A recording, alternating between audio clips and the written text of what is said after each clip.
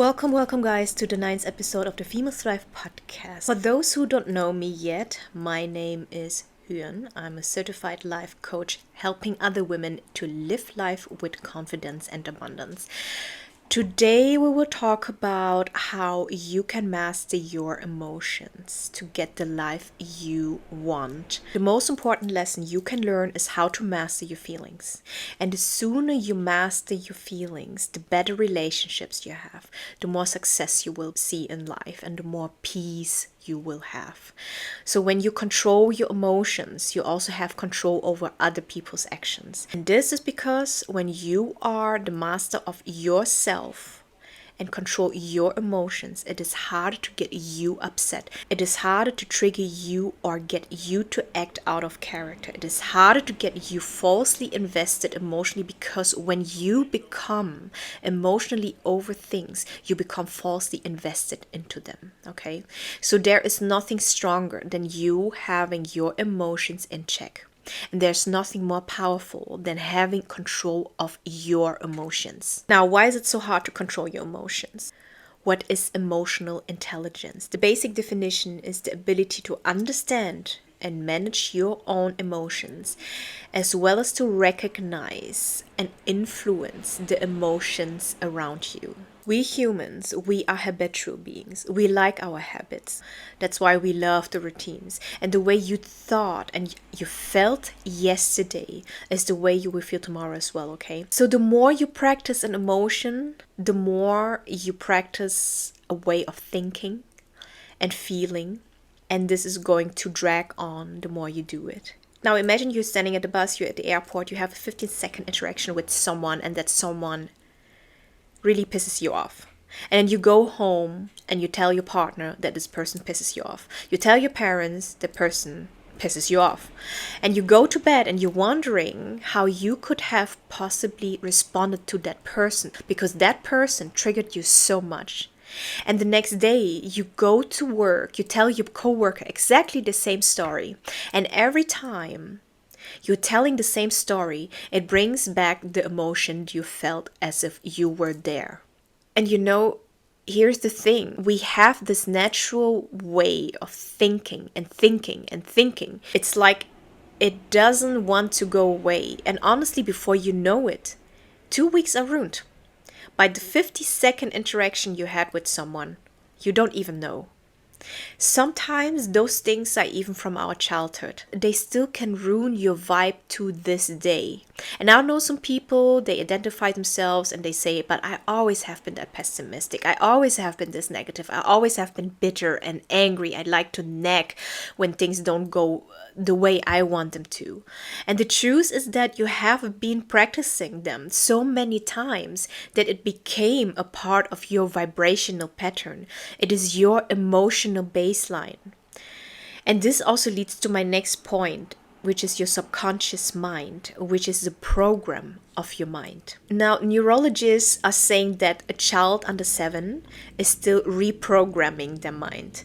So when you are someone who has heard, for example, many times from your parents or your teachers, you should do better, you are maybe not good enough, and you constantly are being criticized, then all your brain does is it records those words and it saves them in your program.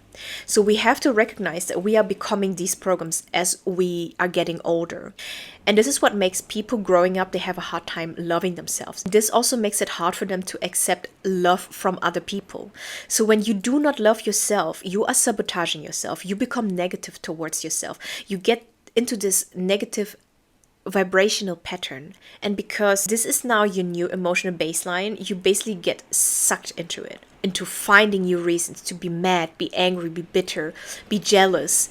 You are in this vicious cycle, and your mind literally tries to find the proof to experience all of those emotions of sadness, anger, jealousy, etc. Now this all sums up to reaffirm you that you are this person who is all the time upset or heated, but actually it is not. And that's why you need to understand emotional intelligence, which is my next point. Emotional intelligence is not about erasing those emotions when they arise, but instead you need to learn how to manage those emotions when they come up. And you need to learn how to manage the effect it has on you. and on your life. Emotions are not good or bad, but they are appropriate. They are appropriate for you to feel in certain situations because they can guide you, they can teach you, they tell you if you are aligned with your goals. So you need to see emotions as a useful tool if you apply it in the right way. So let's say if your goal is to be in shape and to be healthy, and you happen to wake up with a feeling of not wanting to go to the gym, then ask yourself, is this emotion right now useful for me or not? You know, I heard the other day a YouTuber saying a woman who is a slave to her own feelings tend to control other people because she cannot control herself. And as she cannot control herself, she tries to control everything else around her. So people with high emotional intelligence, in general, people who are in control of their emotions, are getting the outcome they intend before they speak. And they think about what is the best way of getting what I want in this situation instead of getting emotionally. Because if you lash out, if you become emotionally, if you are displaying things you cannot control, the outcome is that it would drive people to get further away from you. Okay? You know, and people who are in control of their emotions, those who have like a better understanding of their emotions, they do not criticize, they do not judge, they do not try to minimize themselves, they do not engage in this victim mentality. They forgive others and they forgive themselves. They are self-aware because they know they are responsible for their actions. So they only work on what they put out instead of constantly focusing on everyone else's actions or how everyone else is messing up or everyone is making the mistakes. If someone angers you or makes you upset, you need to ask yourself, why are you around such people? Why? You can distance yourself from them. And the thing is that you cannot control another person, but you can get them to respond to your action and will. But you can never force anybody to do something that they are not willing to do on their own. So if you translate it into relationships, every time you overreact, when you lash out, when you let those emotions lead you, you are not in control. Then you lose ground in that relationship. You lose attractive points. People become further and further distant. And that is why you need to distinguish between acting and reacting your emotions in social settings. Firstly, you need to stop taking everything personally. The sooner you realize that everyone is just projecting everything they say or do is an actual reflection of what is going inside them and what is going on in their lives, the sooner you will have peace in your life, I promise. Because only people who are hurt will hurt people, which you at least know now you can stop being hurt if someone is trying to piss you off. Because you know it is all about them and not about you. Because at the end of the day, it does not even define you. It does not define your worth. It does not define what you're supposed to deserve. So how do I react is that when someone is trying to trigger me, all I feel for them is that I feel sorry for them. So never react emotionally, because reacting means an action caused by something that is automatic, okay? Reacting means that you have been triggered by something and now your emotions are out of control. But then again, as we said before, you actually do have the power and the control over it. So for example, if you are feeding the narrative by saying, if my mom is criticizing about this and that about me today, it will totally ruin my day. If my partner forgets to bring me flowers, I'm going to be upset. You know, the thing is that unplanned, disappointing things that will keep on happening to you, to everyone, every single day. And you need to remember that whatever action they show, whatever they say, it is not betraying the worth of you, okay? Because again, it is most of the time not about you, but about themselves. Maybe people had a bad day themselves. Maybe they didn't sleep well. Maybe they are just being forgetful. And you know, the thing with parents, sometimes they act irrationally, but they are doing the best they can with the resources they had at that time. And that resource can be money, knowledge, or wisdom. So the next time somebody says something that is triggering you and you feel that your anger is building up and you want to say something, you need to take a break. Pause for a second. Think, what is the best reaction that is going to serve me? What is the best reaction to help educate this person? Now, you can act emotional when it's your strategy, okay? But don't react. Never react.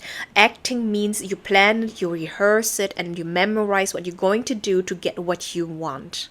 All right? So you are going to be acting and not reacting. Only display certain emotions when it is to your advantage. Now, my next point is controlling your emotions. What if someone makes you really, really, really upset?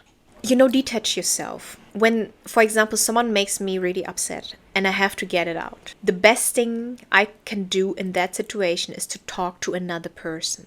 And usually I say something like, sometimes I get upset when people do this and that. So you refer this person to people because this keeps you from becoming emotionally invested in that one person. So you group all of those people all together and just say what you don't like about those types of people, what they are doing. Now it is about what you don't like, okay, and not that you focus only on them. So if you don't like this group of people, then you are not attracted to them in general, and no longer will those types of people be attracted to you. And it can be, friends, men, partners. So it's like you are programming yourself to stay away from those type of people so you don't have to deal with them again. You need to have patience. Have patience. Stop what you are doing. Don't even argue. If someone wants to argue with you, take a deep breath. Think, where is this argument headed? And most probably an argument won't go to a good place. And right at that moment, okay, when you pause, you start to plan how you're going to get exactly what you want. Not whether you're right or wrong, but how you are going to get something out of this. Now you need to make a goal. Instead of being angry, trying to win an argument, or to compete in an argument, especially with men, you don't compete. You simply get what you want to get out of this situation. So no matter what, don't get triggered. You have to get thinking and strategizing about how you can get something out of this particular situation at this particular time. So when you are nagging someone, like for example to your partner, you're telling him why he stayed up late, why he didn't text you, why he hasn't called you yet. The result of that is that either he will lie to you, you're still going to take him, you will still wake up next to him the next morning. And lastly, you have given him more power. Why? Because you are insecure, you are worried about him, you are not doing your own thing. And now you have made him the subject of your life. You act like you don't even notice, okay? Because he knows that he was supposed to answer the phone call. So when they see that they will expect you to flip or to lash out, to be emotional, whatever that is, what you can do in this situation is to ask them for something. Now, if you're smart enough in this situation to hold your emotion, not to blow up, they know they were supposed to be in trouble, then they are going to agree and say yes to whatever request you want to have. Now write down and record your emotions if you cannot deal with them. If you cannot talk to someone and if something triggers you, then write it down, okay? Write it down so you can have a clear mind. Do a freestyle writing. There are no rules, just write down whatever comes into your mind. And if you wanna talk to someone without actually sharing it, then grab your phone. Record your voice, record a video, whatever works for you, as if you're talking to someone, as if you're talking to your best friend. If you have bad thoughts, let's say you punish yourself by thinking about what has happened in the past, then ask yourself, what do you want to do with this thought?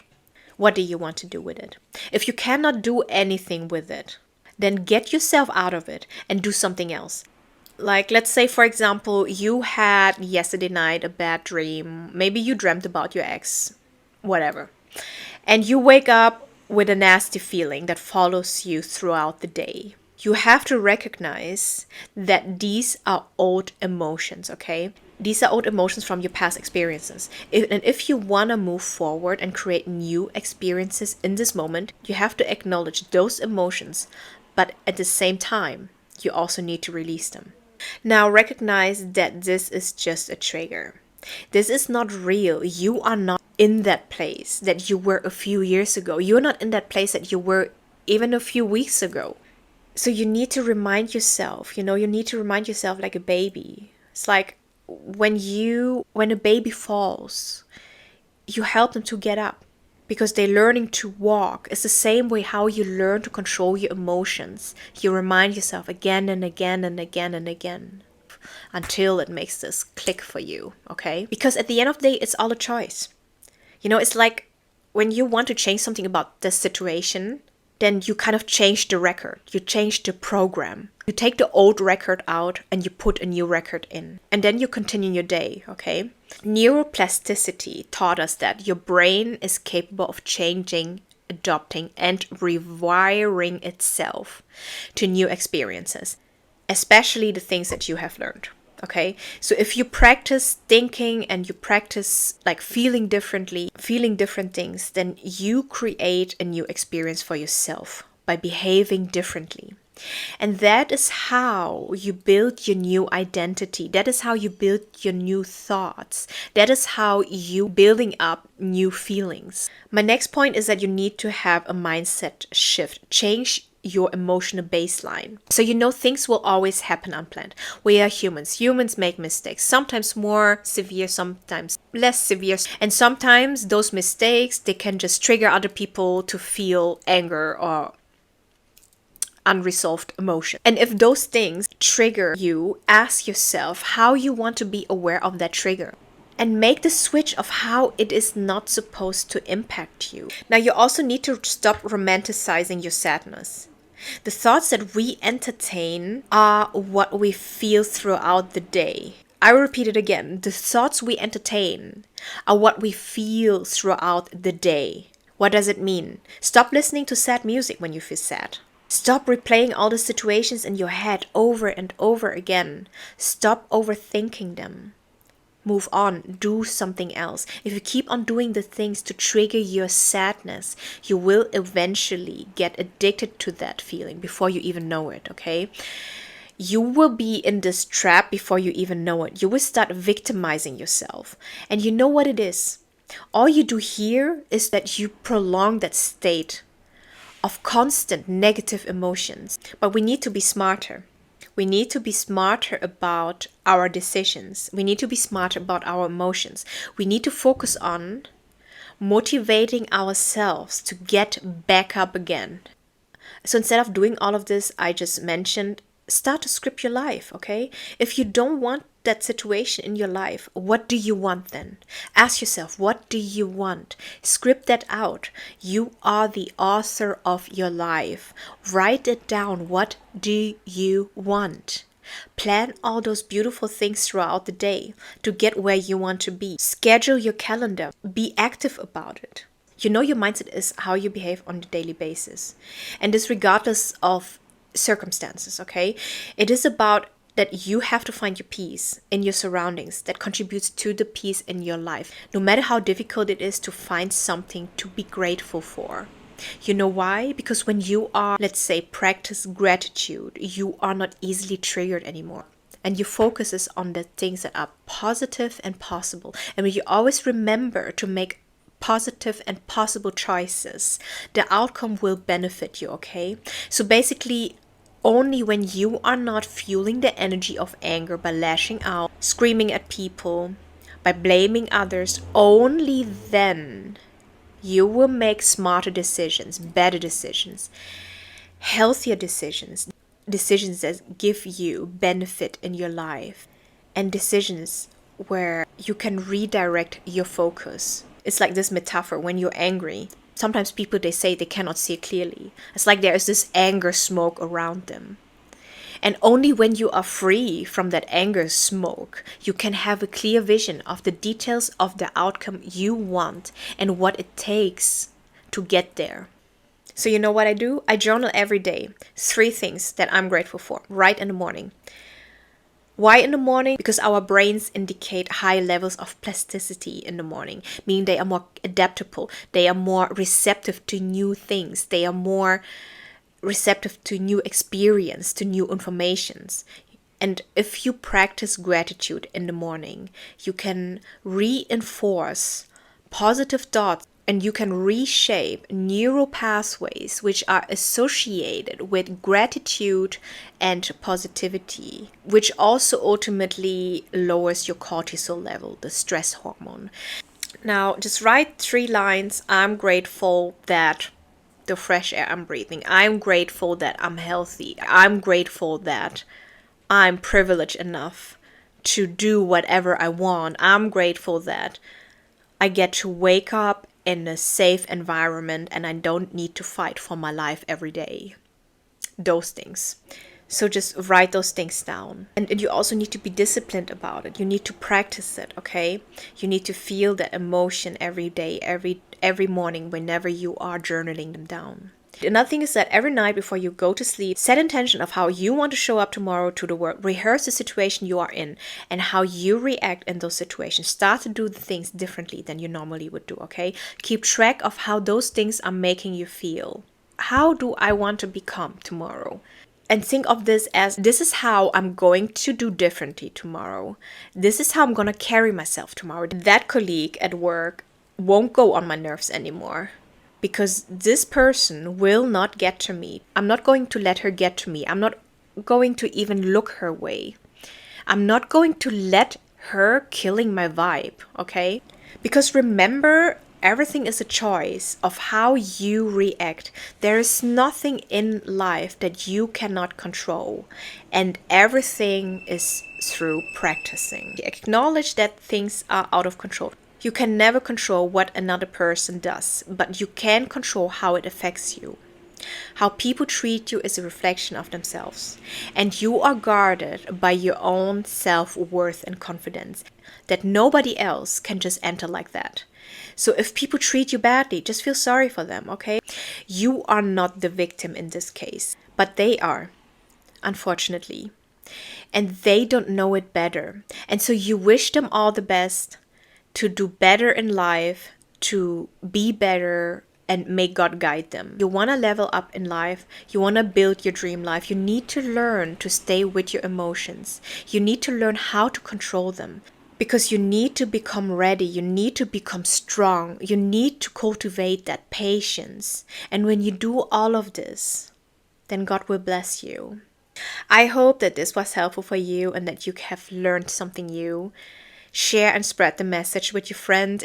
I wish you nothing but all the best in your life. May we all grow in this life, and I send you lots of love. Until next time.